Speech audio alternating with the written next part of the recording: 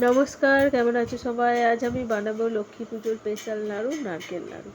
এর জন্য আমি এখানে নিয়ে নিয়েছি একটি নারকেল। নারকেলটা ভালো করে পরিষ্কার করে ধুয়ে নিয়েছি প্রথমে। এবার নারকেলটাকে ফাটিয়ে নেব।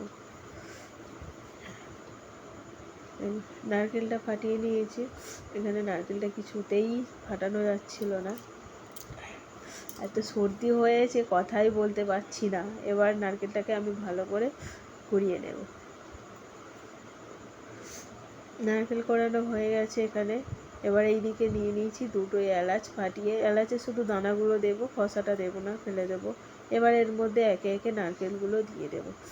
নারকেলগুলো দেওয়া হয়ে গেলে একটু এলাচ দানার সাথে মেখে নেব। নিয়ে এবার দেবো আখের গুড়। এখানে আপনারা যেভাবে মিষ্টি পরিমাণ খাবে বা নাড়ুটা যদি খুব শক্তভাবে বানাতে চান, তাহলে এখানে আখের গুড়টা একটু বেশি লাগবে। এখানে আমি মিডিয়ামভাবে আখের গুড় দেবো এবং নাড়ুটা খুব শক্ত বানাবো না। এবার গ্যাসের ফ্লেমটা অন করে আমি এখানে কড়াই বসিয়ে দিয়েছি। এবার এখানে কিন্তু নারকেল আর গুড় মাখিয়ে যে নেড়ো করেছিলাম, এটাকে কন্টিনিউ নাড়তে হবে।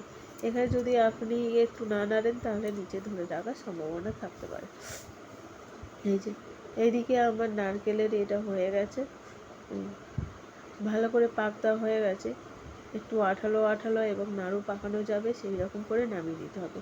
এখানে একটু পাকার হাওয়ায় কিছুক্ষণ রাখতে হবে, না হলে নাড়ুগুলো পাকানো যাবে না, হাতের মধ্যে খুব জ্বালা করবে।